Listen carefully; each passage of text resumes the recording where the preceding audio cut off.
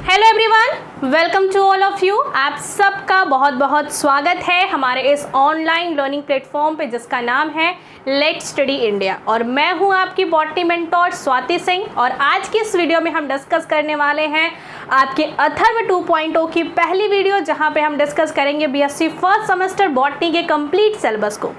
इस वीडियो में हम देखेंगे कि आपके फर्स्ट सेमेस्टर में आपको क्या क्या चीज़ें पढ़नी है और उसको किस तरीके से हमारे इस प्लेटफॉर्म से आपको कंप्लीट कराया जाएगा। जैसा कि आपने अथर्व बैच की जो लॉन्चिंग वाली वीडियो थी उस वीडियो में आपने देखा था कि किस तरीके से आपको क्या क्या चीज़ें इस प्लेटफॉर्म से प्रोवाइड की जाएंगी, कैसे कैसे आपको बैच में इनरोल होना है, कैसे इनरोल होने के बाद आपको अपनी पढ़ाई की 80 to 90% जो टेंशन है, जो परेशानी है, वो हमें दे देनी है और आपको सिर्फ और सिर्फ वो चीज़ें फॉलो करनी है जो हम और हमारे मेंटर्स आपको गाइड करते हैं। इस वीडियो में हम डिस्कस करने वाले हैं कि किस तरीके से अथर्व बैच में आपको चैप्टर वाइज क्वेश्चंस आंसर्स मिलेंगे, जो आपके प्रीवियस ईयर क्वेश्चंस है, चाहे आप किसी भी यूनिवर्सिटी से बिलोंग करते हैं, वो सारी चीज़ें आपको नोट्स मिलेंगे ई बुक्स के फॉर्म्स में, model paper, video lecture, everything which जो कि आपको चाहिए आपके सेमेस्टर एग्जाम में अच्छा स्कोर करने के लिए, वो सारी की सारी चीज़ें हमारे इस बैच में आपको मिलेंगी। आज इस वीडियो में हम ज़्यादा से ज़्यादा बात करने वाले हैं सिलेबस के बारे में। आपको ऑलरेडी पता है कि जो बीएससी का सिलेबस है उसमें आपके हर यूनिट में आपको 8 यूनिट पढ़ने हैं। चाहे आप जूलॉजी की बात करें, बॉटनी की बात करें, किसी भी सब्जेक्ट में आपको हर सेमेस्टर में 8 यूनिट कंप्लीट करने हैं। और आपका जो फर्स्ट सेमेस्टर का सिलेबस है उसमें आपका जो कोर्स टाइटल है, लाइक आप जब फर्स्ट सेमेस्टर करते हैं तो पेपर का क्या नाम है, तो वो है माइक्रोबायोलॉजी एंड प्लांट पैथोलॉजी। मतलब यहाँ पे कहीं ना कहीं आपको माइक्रोब्स जो होते हैं, जो माइक्रो ऑर्गेनिजम्स होते हैं, उनसे रिलेटेड स्टडी करनी है और प्लांट में जो डिफरेंट पैथोजन होते हैं, जो डिफरेंट डिजीज होती है, उसके बारे में डिस्कस करना है। अगर हम बात करें कंप्लीट मार्क्स की तो आपको 100 मार्क्स इस पूरे के पूरे क्वेश्चन पे या पूरे सेमेस्टर में आपको 100 मार्क्स मिलने वाले, जिसमें से 25 मार्क्स आपके जो है वो आपके इंटरनल से मिलेंगे और 75 मार्क्स के लिए आपको ये एग्जाम देना है। विच मीन कि आप जो 8 यूनिट आगे पढ़ेंगे, तैयारी करेंगे, जो भी प्रिपरेशन करेंगे, उससे जो क्वेश्चन आएंगे वो 75 मार्क्स के आएंगे। अब बहुत सारे बच्चों का क्वेश्चन आता है कि मैम पेपर का पैटर्न क्या होगा, कि कैसे क्वेश्चंस आएंगे।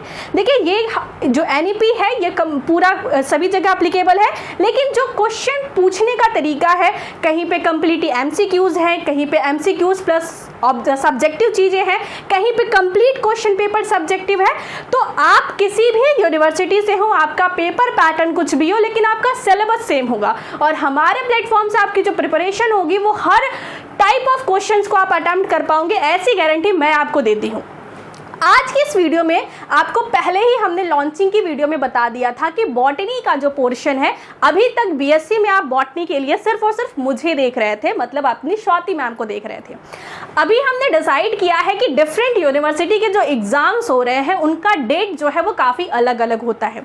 जैसे कुछ यूनिवर्सिटी के एग्जाम जो है वो 1-1.5 महीने पहले हो जाते हैं, कुछ के लेट होते हैं। जैसे अभी क्या है कि कुछ कहीं कहीं पे एडमिशन के प्रोसीजर्स चल रहे हैं, कहीं पे क्लासेस स्टार्ट हो गई हैं, तो इसलिए आपको आपके एग्जाम से पहले सारे के सारे कंटेंट मिल पाए, इसलिए हम 2 मेंटर्स मिलके, जिनका नाम रोचना जी है, रोचना मैम आपको कुछ पोर्शन कंप्लीट कराएंगी। तो आप देखेंगे हमारे इस वीडियो लेक्चर में, या फिर तो आपके स्टार्टिंग के जो 4 यूनिट है वो रोचना मैम कंप्लीट कराएंगे और पार्ट बी के जो 4 यूनिट है, मतलब कि यूनिट नंबर 5, 6, 7, 8, वो मेरे द्वारा आपको पूरे प्लेटफॉर्म पे मिलेगा।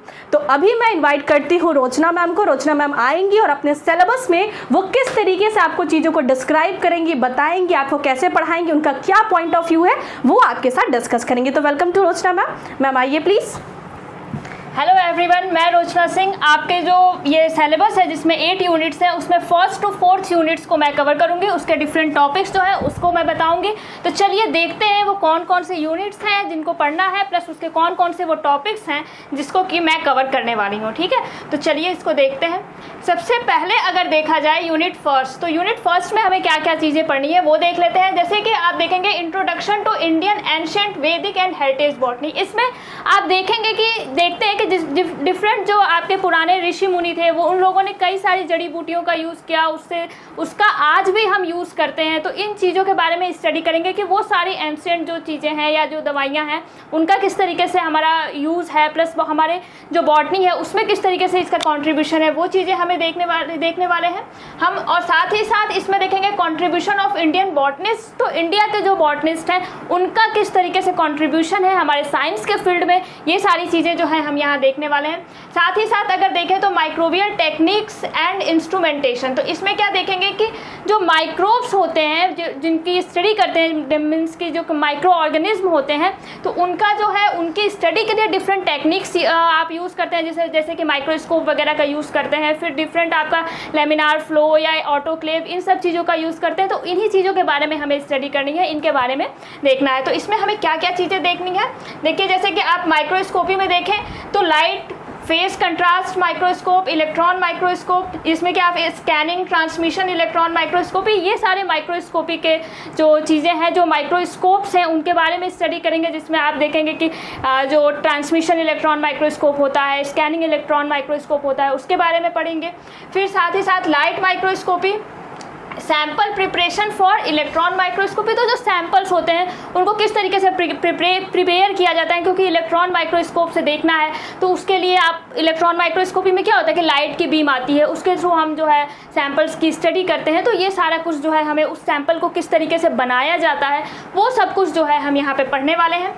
Common equipments of microbiology lab, तो बहुत सारे आप देखते हैं कि अगर आप लैब में जाते होंगे, माइक्रोबायोलॉजी के जो लैब होते हैं उसमें बहुत सारे इक्विपमेंट्स यूज़ होते हैं, जैसे आप बहुत सारे देखे होंगे, लेमिनार फ्लो होता है, ऑटोक्लेव होता है, आपका सेंट्रीफ्यूज होता है। तो ये सारा कुछ जो होता है इनके बारे में कौन कौन से होते हैं, इनका कहाँ कहाँ यूज़ है, किस किस चीज़ के लिए इनका यूज़ किया जाता है, कैसे यूज़ होता है, किस तरीके से इससे डिफरेंट माइक्रोब्स की स्टडी की जाती है, ये सारा कुछ जो है हम यहाँ देखने वाले हैं। कौन कौन से वो इक्विपमेंट्स हैं, जैसे साथ ही साथ किस प्रिंसिपल पर वो वर्क करते हैं। जैसे सेंट्रीफ्यूज को अगर देखें तो वहाँ सेंट्रीफ्यूगल फोर्स इन्वॉल्व होता है। तो ये सारा कुछ जो है हम यहाँ जो है स्टडी करने वाले हैं, देखने वाले हैं, जिसमें आप ऑटोक्लेव के बारे में पढ़ेंगे, ओवन के बारे में पढ़ेंगे, लेमिनार एयर फ्लो, तो ये सारा कुछ सेंट्रीफ्यूज, ये सब कुछ जो है हम यहाँ स्टडी करने वाले हैं। इसके साथ ही कोलोरीमेट्री, स्पेक्ट्रोफोटोमेट्री, तो यहाँ पे ये सारी चीज़ें, ये सारे टॉपिक्स जिसके बारे में हम डिटेल्ड स्टडी करेंगे, इसके बारे में पढ़ेंगे, क्या क्या इसमें है, कौन कौन सी चीज़ें हैं, उन सब के बारे में जो है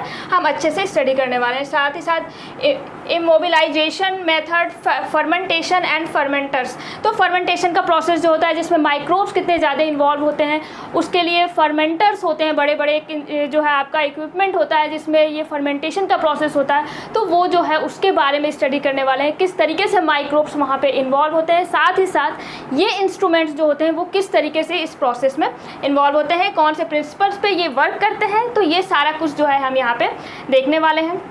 अब अगर आप यूनिट सेकंड देखें तो यहाँ पे क्या है, माइक्रोबियल वर्ल्ड, तो माइक्रोब्स के बारे में यहाँ देखेंगे किस तरीके का सेल है, इन चीज़ों के बारे में स्टडी करने वाले हैं। तो ये जो आपका यूनिट सेकंड है ये थोड़ा जो है आपका बहुत इंपॉर्टेंट है, एक तरह से कह लीजिए। तो आप अगर एग्ज़ाम आगे के भी, अगर आप फ्यूचर में भी जो भी एग्ज़ाम कॉम्पिटेटिव एग्ज़ाम्स दे रहे हैं उसमें भी जो है यहाँ से क्वेश्चंस आपको बहुत मिलते हैं, क्योंकि आपका जो यहाँ देखेंगे कि cell structure of eukaryotic and prokaryotic cell, तो सेल तो आप स्टार्टिंग से ही पढ़ते आ रहे हैं, प्लस यहाँ जो है आप इसको अच्छे से पढ़ेंगे क्योंकि आप यहाँ बीएससी में हैं। तो बीएससी में इन सेल्स के बारे में, प्रोकैरियोटिक सेल्स जो है और यूकैरियोटिक सेल्स हैं, इनके बारे में डिटेल में स्टडी करने वाले हैं।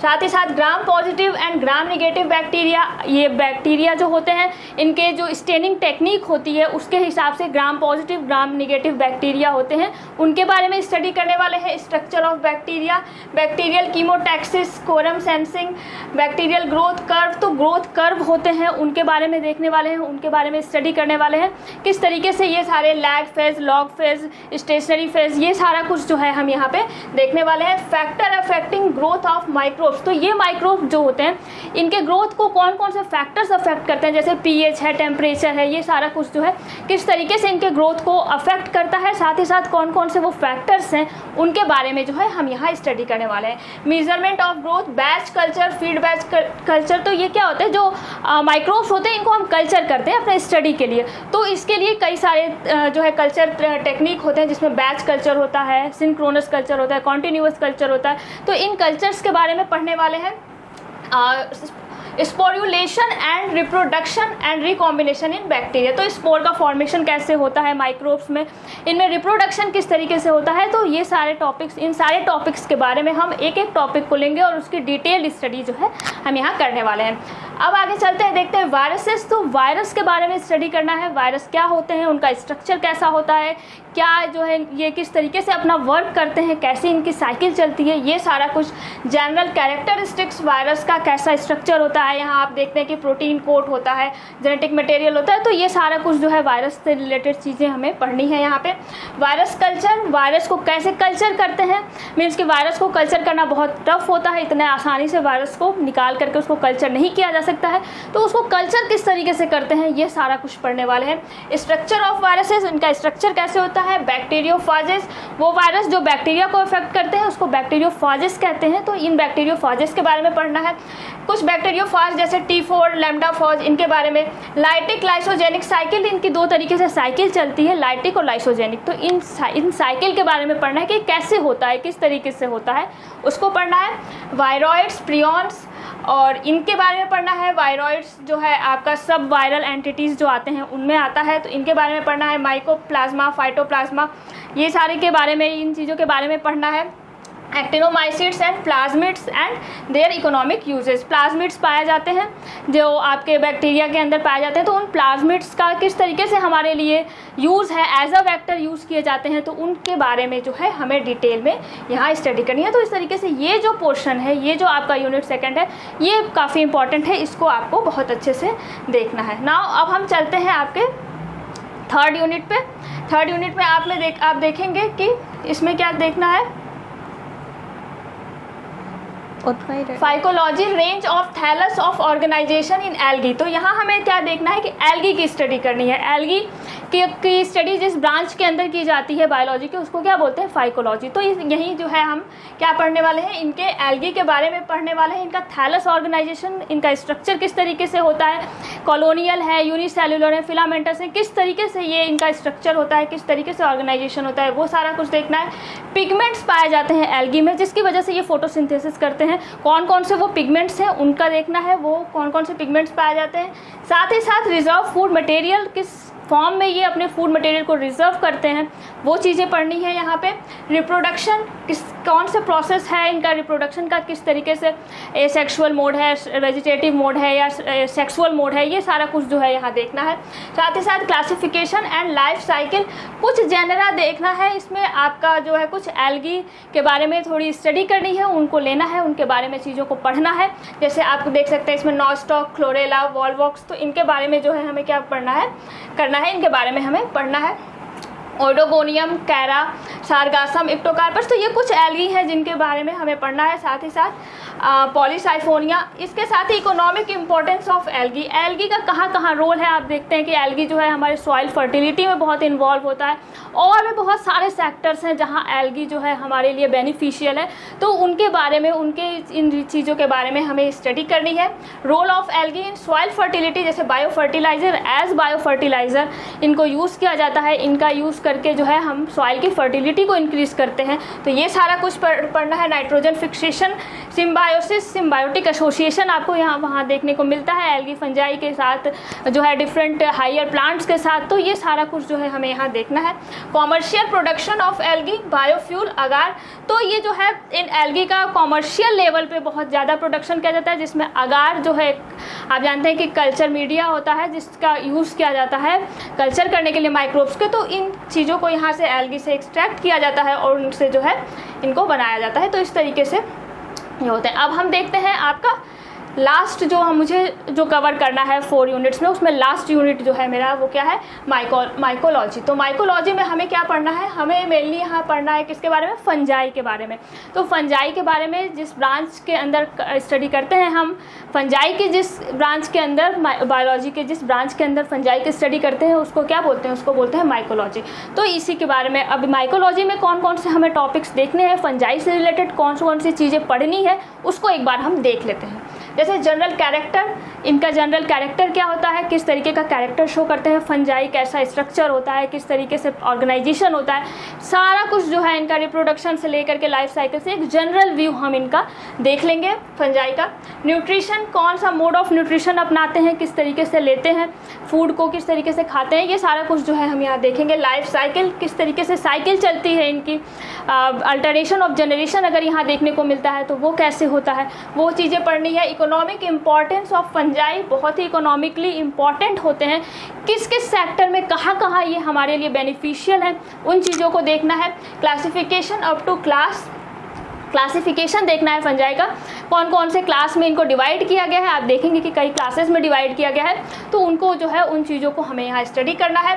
डिस्टिंग्विश्ड कैरेक्टरिस्टिक्स ऑफ मिक्सोमाइकोटिना, ये कुछ क्लासेस हैं जिनके बारे में, जिनके कुछ मेंबर्स को लेना है और उनके बारे में स्टडी करना है। मिक्सोमाइकोटिना को अगर देखें तो इनका जनरल कैरेक्टर देखना है, जो सिंपल से इसके जो है इस क्लास के मेंबर्स के जो कैरेक्टर हैं उनको देखना है।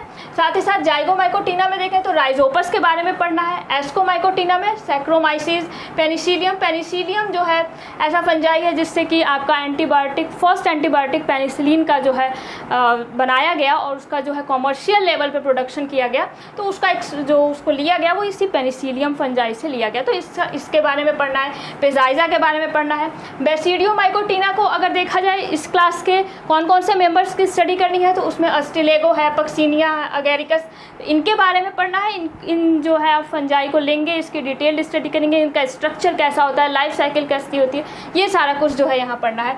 डिटेरोमाइकोटिना में देखें तो फ्यूसेरियम, अल्टरनेरिया, इनके बारे में पढ़ना है। साथ ही साथ कुछ और जो फंजाई से रिलेटेड टॉपिक्स हैं उनको देखना है, जैसे कि इसमें हेट्रोथैलिज्म आता है, फिजियोलॉजिकल स्पेशलाइजेशन आता है, हेट्रोकैरियोसिस होता है, तो ये सारा कुछ जो है, साथ ही साथ पैरासेक्सुअलिटी, तो ये कुछ चीज़ें जो हैं जिनके बारे में आपको डिटेल्ड स्टडी करनी है। इनसे रिलेटेड जो भी चीज़ें हैं, जो भी बातें हैं, जो भी चीज़ें पढ़नी है उसको मैं कवर कराऊंगी, और बाकी जो बचे हुए आगे के जो यूनिट्स हैं उसको जो है स्वाति मैम आपको कवर कराएंगी। ठीक है, थैंक यू। तो आपने देखा, thank you so much Roshna ma'am, आपने इतनी अच्छी तरीके से सिलेबस हमारे बच्चों को मेंशन कराया, बताया कि क्या क्या चीज़ें इसमें पढ़नी है। क्योंकि देखिए वीडियो भले थोड़ी सी लंबी हो जाए, लेकिन सिलेबस डिस्कशन जो होता है वो आपके कहीं ना कहीं पूरे के पूरे प्रिपरेशन का एक बहुत इंपॉर्टेंट एस्पेक्ट होता है। क्योंकि आपको पता है कि आपको पूरे सेमेस्टर में क्या क्या पढ़ना है, माइक्रोब्स के बारे में पढ़ना, और दूसरा बात प्लांट डिजीज़ के बारे में पढ़ना है। अभी तक मैम ने आपको क्या क्या मेंशन किया कि आपको माइक्रोब्स अगर पढ़ना है तो क्या क्या, कैसे आप उसे पढ़ सकते, खुली आंखों से तो देख नहीं सकते, पहले आपको उन इंस्ट्रूमेंट्स के बारे में पता होना चाहिए कि किस इंस्ट्रूमेंट से आप उनकी स्टडी करोगे। ठीक है भाई, इंस्ट्रूमेंट के बारे में पता चल गया। नेक्स्ट यूनिट में क्या दिया था कि कौन कौन से मेंबर्स हैं, उनकी बॉडी कैसी है, उनके अंदर क्या क्या फंक्शनैलिटी होती है, तो वायरस बैक्टीरिया के बारे में पढ़ना है। फिर थोड़ा सा और कॉम्प्लेक्स आएंगे तो आपको एलजी पढ़नी है, एल्गी जिसे हम कहते हैं। फिर नेक्स्ट में आपको फंजाई पढ़ना है। अब जो यूनिट हम पढ़ने वाले हैं जिसको हम कहते हैं यूनिट नंबर 5, यहाँ पे हमें देखिए यूनिट नंबर 5, 6, 7, 8 में हमको बहुत ही सिंपल चीज़ें पढ़नी है। पहला तो आपको थोड़े से ऐसे मेंबर्स हैं जो कि थोड़ा सा ज़्यादा इंपॉर्टेंट हो जाते हैं इकोनॉमिकली और इकोलॉजिकली, वो चीज़ें हमें पढ़नी है। फिर 2 यूनिट में आपको प्लांट डिजीज़ के बारे में पढ़ना, क्या होता है डिजीज़, कैसे इन्फेक्शन होता है, कैसे कोई होस्ट अपने आप को बचाता है, कैसे कोई पैथोजन उसे इन्फेक्ट करता है, ये सब कुछ पढ़ना है। कहीं ना कहीं आप कह सकते हैं कि प्लांट की इम्यूनिटी के बारे में बात करेंगे। फिर कुछ इंपॉर्टेंट डिजीज जिसकी वजह से हिस्ट्री में कोई बहुत बड़ा डिजास्टर हुआ हो, या फिर जिसकी वजह से बहुत ज़्यादा मात्रा में हमारी जो फसलें हैं वो नुकसान हो रही हो, ऐसी कुछ फसलों के में जो रोग होते हैं उनके बारे में पढ़ेंगे। और लास्ट जो हमारी यूनिट है यहाँ पे हम अप्लाइड माइक्रोबायोलॉजी डिस्कस करने वाले हैं कि किस तरीके से जो पढ़े हैं हमने कि हमने लेमिनार एयर फ्लो लगाया, हमने कोलोरीमेट्री यूज़ किया, हमने स्पेक्ट्रोफोटोमेट्री यूज़ की, माइक्रोब्स की बॉडी के बारे में जाना, इतना सब कुछ पढ़ा, क्यों पढ़ा भाई, कुछ फ़ायदा तो होना चाहिए ना। वो फ़ायदा हमें यहाँ पे दिखेगा कि हम बेवरेजेस बना सकते हैं डिफरेंट, हम डिफरेंट एल्कोहल बना सकते हैं, हम बायो रेमेडिएशन कर सकते हैं, हम अपने पॉल्यूशन को कंट्रोल करने में इनका यूज़ कर सकते हैं, हम विटामिन, अमाइनो एसिड इनसे सिंथेसाइज कर सकते हैं। तो जो चीज़ें हमने पढ़ी, जो नॉलेज गैदर किया, उसका क्या बेनिफिट होता है वो लास्ट यूनिट में हम देखने वाले हैं। तो ये आपका पूरा का पूरा समरी हो जाता है फर्स्ट सेमेस्टर का जो सिलेबस है। चलिए फटाफट एक बार डिटेल में देख लेते हैं कि चीज़ें क्या क्या है। पहला जो आपका 5वां यूनिट है, इसमें आपको मशरूम पढ़ना है, लाइकेन्स पढ़ना है, माइकोराइजा पढ़ना है। अभी क्या होता है मशरूम? मशरूम कोई अलग से नहीं है, जो आप फंजाई पढ़ेंगे, रोचना मैम आपको जो पढ़ाएंगे उसी फंजाई का एक स्पेशल मेंबर, या कह सकते हैं एक ऐसा मेंबर जिसकी फ्रूटिंग बॉडी में प्रोटीन्स, विटामिन्स, मिनरल्स भर भर के रहते हैं। इतना मिनरल्स कि उतना वेजिटेटिव कोई वेजिटेरियन पार्ट्स फूड में आपके पास नहीं होता। तो उसे हम देखेंगे कि भाई कैसे कल्टीवेट करा सकते हैं। और पहली बात तो उसको कल्टीवेशन कराने के लिए चीज़ें बहुत कम चाहिए होती है, तो इसके बारे में हम पढ़ेंगे। सेकंड में आता है लाइकेन। लाइकेन क्या करता है ना कि वो कहता है कि भाई एल्गी अलग रह रहा था, फंजाई अलग रह रहा था, दोनों को मिला के दोस्ती करा दो, दोनों लोग एक दूसरे का काम करेंगे, ये हो जाता है लाइकेन्स। मतलब फंजाई और एल्गी एक म्यूचुअल एसोसिएशन में रहते हैं, उसे हम लाइकेन कहते हैं, और इसकी स्टडी को लाइकेनोलॉजी कहते हैं। ये कैसे रहते हैं, कहाँ रहते हैं, सब कुछ वो डिस्कस करेंगे। लास्ट में आता है माइकोराइजा। इसमें क्या होता है कि जो हायर प्लांट्स होते हैं, हायर प्लांट जैसे कि आपका जिम्नोस्पर्म और एंजियोस्पर्म, इनकी रूट्स जो है ना, उनको बहुत सारा मिनरल चाहिए होता है, और वो उतना मिनरल सॉइल से अगर एकत्रित नहीं कर पाती हैं तो ये फंजाई की सहायता लेती है। छोटा नहीं समझना चाहिए किसी को। फंजाई को पहले प्लांट किंगडम में रख के बाहर निकाल दिया गया था, लेकिन प्लांट अपने न्यूट्रिशन के लिए बेचारे फंजाई से कह रहे कि भाई आओ मेरे साथ रहो, थोड़ा मेरी हेल्प कर दो, ऐसे ऐसी चीजें। तो माइकोराइजा कुछ ऐसी चीज है, उसके स्ट्रक्चर वगैरह के बारे में पढ़ना है। ये आपको 5th यूनिट में पढ़ना है। सबसे छोटी प्यारी सी यूनिट है और इससे क्वेश्चन हमेशा आते हैं। आपको लाइकेन से क्वेश्चन देखने को मिलेगा, मशरूम से, और जो है कि आपका माइकोराइजा। हर टॉपिक से क्वेश्चन लॉन्ग में शॉर्ट में बनना तय है, लिख के ले लो, चाहे आपका एमसीक्यू हो चाहे आपका रिटन हो, कुछ भी एग्जाम हो, इन तीनों में से किसी न किसी एक से आपको क्वेश्चन देखने को मिल ही जाएगा। आप प्रीवियस ईयर उठा के देख लेना। नेक्स्ट में प्लांट पैथोलॉजी है। प्लांट पैथोलॉजी में क्या है कि हम पढ़ेंगे कि कोई डिजीज अगर किसी प्लांट को हो रहा है तो वो कौन सा ऑर्गेनिज्म है, कैसे वो प्लांट को इफेक्ट करता है, प्लांट अपनी प्रोटेक्शन में क्या करता है, उसकी लाइफ साइकिल कैसे चलती है, क्या वो पैथोजन किसी एक होस्ट पे रह के अपनी लाइफ कंप्लीट कर लेता है या उसे अपनी लाइफ साइकिल को कंप्लीट करने के लिए 2 होस्ट की जरूरत होती है, क्या वो एक सीजन में अपनी लाइफ साइकिल को कंप्लीट कर लेता है या एक से ज्यादा सीजन की जरूरत पड़ती है। ऐसी कुछ चीजें हम यहाँ पे पढ़ने वाले हैं। और सबसे लास्ट में जो सबसे इंपॉर्टेंट है, डिफरेंट टाइप ऑफ फंजीसाइड, क्योंकि यहाँ पे जो मेजरली हम पढ़ने वाले हैं डिजीज के बारे में वो फंगल ओरिजिन की होगी, मतलब कि फंजाई द्वारा जो डिजीज होती हैं उनके द्वारा जो रोग होते हैं उसे हम ज़्यादा पढ़ेंगे। तो जो आपके फंजीसाइड्स हैं उनको डिटेल में पढ़ेंगे। देखिए आपको यहाँ पे दिया है etiology and causal complex. Etiology के साथ साथ कॉजल कॉम्प्लेक्स, कौन रोग कॉज करता है। प्राइमरी एंड सेकेंडरी इनोकुलम, पहली बार अगर इन्फेक्शन हो रहा है, दूसरी बार इन्फेक्शन हो रहा है तो उसमें क्या डिफरेंस होगा। इन्फेक्शन, कोई पैथोजन की डिजीज कॉज करने की कितनी क्षमता है। जैसे कोई रोग होता है कि वो रोग हुआ 4 दिन में इंसान की राम नाम सत्य है, और कुछ क्या होता है कि जिंदगी भर लेके उसको पड़े रहते हैं। तो किसकी कितनी ज्यादा पैथोजेनिसिटी है। ऐसे प्लांट में भी होता है कुछ पैथोजन बहुत ज्यादा सीवियर सिम्टम्स देते थे कि पूरी की पूरी प्लांट की पूरी आपकी फसल खराब। कुछ रहता है कि भाई थोड़ी सी उपज कम हो जाएगी, थोड़ा सीड जो इतना बड़ा होना था वो इतना बड़ा हो जाएगा। तो उनकी पैथोजेनिसिटी कितनी है इसके बारे में पढ़ेंगे। किसी भी इन्फेक्शन के पहले क्या लक्षण होते हैं, इन्फेक्शन के समय और इन्फेक्शन के बाद क्या क्या लक्षण होते हैं, ये चीज हम पढ़ेंगे। डिजीज की साइकिल मोनोसाइक्लिक है, पॉलीसाइक्लिक है या पॉलीलेटिक है, ये पढ़ेंगे। और प्लांट अपने आप को बचाने के लिए जो डिफरेंट केमिकल रिलीज करता है, जैसे होता क्या है कि सपोज करिए कि यहाँ हमारे पास जो प्लांट है इसके इस सेल में जो है इन्फेक्शन कॉज हुआ है, तो ये सोचता है अब मैं ही तो मरने ही वाला हूँ, अपने बगल वाले को क्या करता हूँ, जाते जाते इसकी जान बचा लेता हूँ। ऐसा हम लोग भी करते हैं। तो ये कुछ ऐसे केमिकल्स रिलीज करता है ताकि इस इन्फेक्शन, इस जो सेल है जिसके बगल में इन्फेक्शन हुआ है उसको ऑलरेडी पता चल जाए, वो अपने आप को बचाने की कोशिश पहले से ही करनी शुरू कर दे कि यहाँ पे कोई इन्फेक्शन हुआ है। तो ऐसे कुछ सिम्टम मैकेनिज्म हमें प्लांट्स में देखने को मिलते हैं, उसके बारे में बहुत ही डिटेल में बहुत अच्छी तरीके से समझेंगे। देखिए ये यूनिट्स बहुत सारे बच्चों को ऐसा लगता है कि भाई ये बहुत रटने वाली यूनिट है, रटेंगे नहीं तो समझ में नहीं आएगा। ऐसा कुछ नहीं है, बहुत ही सिंपल सी, बहुत ही कॉन्सेप्चुअल सी यूनिट्स है। एक बार दिमाग में सेट हो गया तो हमेशा सेट रहेगा। ये जो यूनिट है इसमें डिजीजेस एंड कंट्रोल, इसमें कुछ नहीं करना है। 8-10 आपको डिजीज के नाम दिए गए हैं, वो किससे होते हैं, उसको कैसे मैनेज कर सकते हैं, क्या सिम्टम्स होते हैं, उसके बारे में थोड़ी सी हिस्ट्री, यही आपको यहाँ पे पढ़ना है। देखिए क्या दिया है, सिम्टम्स क्या क्या होते हैं उस डिजीज के, किसके द्वारा होता है, मतलब कि उसको कॉज करने के लिए कौन ऑर्गेनिज्म रिस्पॉन्सिबल है, उसकी लाइफ साइकिल कैसे होती है, मतलब वो पूरा पैथोजन अपनी लाइफ साइकिल को उस होस्ट के बॉडी में कैसे कंप्लीट करेगा, और लास्ट में उसको हम कैसे कंट्रोल कर सकते हैं। भाई अगर पूरी डिजीज को पढ़ रहे हो, क्यों पढ़ रहे हो, क्या कि अपनी फसल को बचा सको। अगर किसी की लाइफ साइकिल आपको पता है, आपको पता है कि ये इंसान यहाँ से निकला है, यहाँ से होते हुए फिर से यहाँ पे पहुंचेगा, तो आपको अगर इसको रोकना है तो आपको पता है कि ये इसी रास्ते से जाएगा, तो इस वाले रास्ते पे गुंडे भेज दो यार, या फिर उसका रास्ता तोड़ दो, नहीं जा पाएगा। तो इसीलिए हम पूरी की पूरी डिजीज साइकिल पढ़ते हैं ताकि हम उसे ब्लॉक कर सके, रोक सके और हमारे प्लांट के को इन्फेक्शन से बचा सके। अब कौन कौन सा पढ़ना है बस नाम जान लेते हैं, जब पढ़ना होगा तब देखेंगे कि क्या होता है।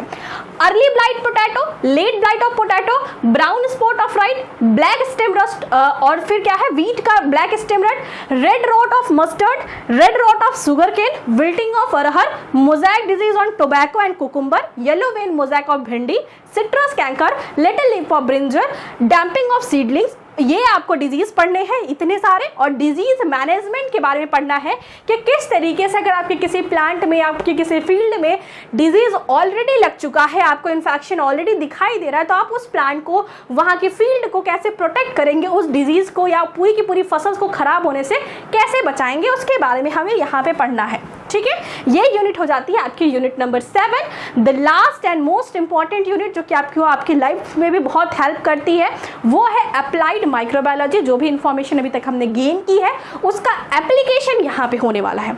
हम माइक्रोब्स को कैसे यूज करते हैं फूड प्रोडक्ट को बनाने के लिए, फूड फर्मेंटेशन की प्रोसेस में हम कैसे यूज करते हैं। फर्मेंटेशन आपने ऑलरेडी पढ़ाई है, मैं आपको बताया रोशना मैम ने फर्स्ट यूनिट में।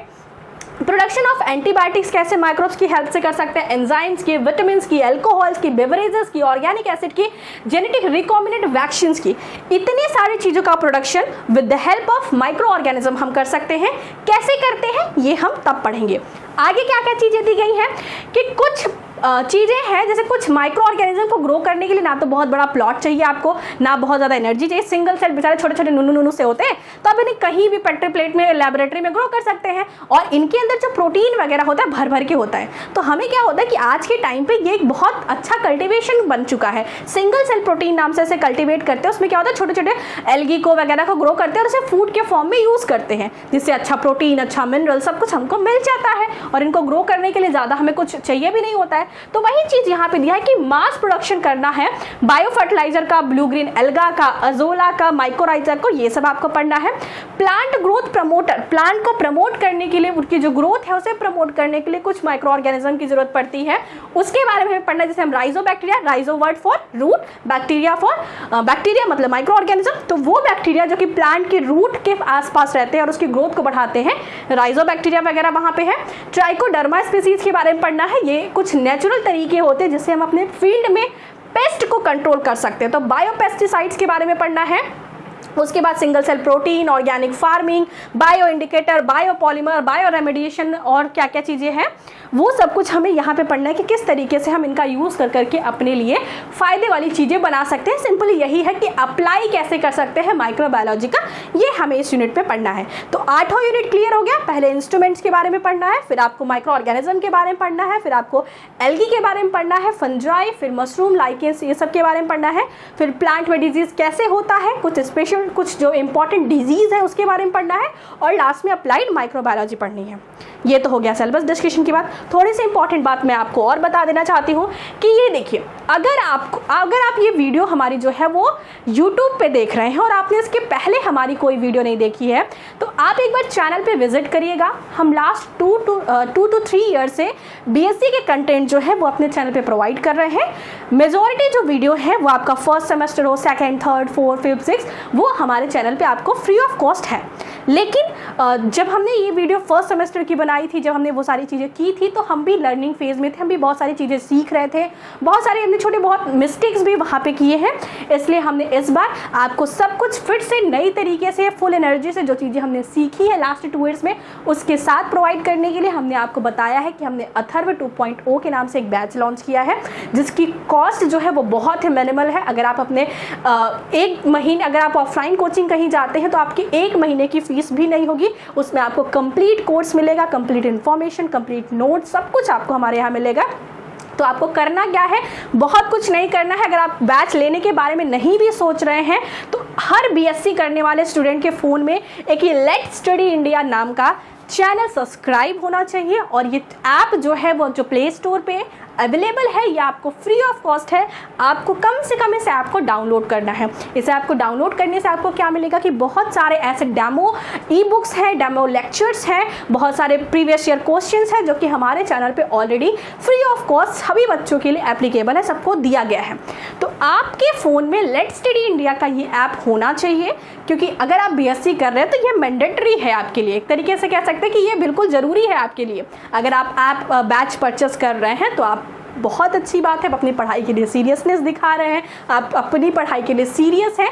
अगर आप बैच परचेज नहीं भी किए हैं तो आपको कम से कम लेट्स स्टडी इंडिया का ये बैच जो ऐप है ये अपने फ़ोन में इंस्टॉल करके रखना है। बहुत सारी चीज़ें आपको फ्री ऑफ कॉस्ट एक्सप्लोर करने को मिलेगी। सो फ्रेंड्स, आज के इस लेक्चर में हम इतना ही डिस्कस करेंगे। हम एक बार रोचना मैम को फिर से बुलाएंगे और इसी के साथ हम लोग वीडियो को फिर वहीं पे एंड कर देंगे। तो रोचना मैम कुछ चीज़ें आपको बताएंगे, फिर हम क्लास को यहाँ पे एंड कर देंगे। तो इस तरीके से आप सब कुछ इसमें देख सकते हैं कि आपको सारा सिलेबस आपने देख लिया, क्या क्या चीज़ें पढ़नी है। साथ ही साथ अब इस तरीके से आप इन चीज़ों को पढ़ेंगे, डिटेल में स्टडी करेंगे, सारे टॉपिक्स को एक एक करके अच्छे से सब कुछ हम कवर करने वाले हैं। बिल्कुल। अभी तक हमारे पास क्या मैम यही इशू रहता था कि हमारे पास टाइम का मैनेजमेंट नहीं हो पाता था, लाइक कि हमारे भी पढ़ाई चल रही है, हमारे भी लाइफ में बहुत सारे इश्यूज आते रहते हैं। तो अभी क्या है कि अभी हमें 2 मेंटर्स मिलकर आपको फटाफट सारी चीज़ें बिल्कुल ईजी वे में कंप्लीट कराएंगे। मैम अपना पोर्शन बहुत अच्छी तरीके से कराएंगे, आपको 1 शॉट रिविजन्स वगैरह पीवाईक्यू सब कुछ मिलने वाला है हमारे इस प्लेटफॉर्म पे। तो ये ऐप तो डाउनलोड करना ही है, चैनल तो आपने सब्सक्राइब कर ही रखा होगा। फिर मिलते हैं नेक्स्ट क्लास में जहाँ पे हम लोग स्टार्ट करेंगे। मैम अपना पोर्शन स्टार्ट करेंगे विद यूनिट 1 और मैं यूनिट 5 से चीज़ों को स्टार्ट करूँगी। आपको करना क्या है, फटाफट जो है बैच पर जो हमारा बैच है वो परचेस करना और अपनी पढ़ाई के लिए बिल्कुल सीरियस और एक बहुत ही ईजी स्टेप आपको यहाँ से उठाना है। तो मिलेंगे नेक्स्ट क्लास में, तब तक के लिए पढ़ाई करते रहिए। All the very best. Thank you very much all of you.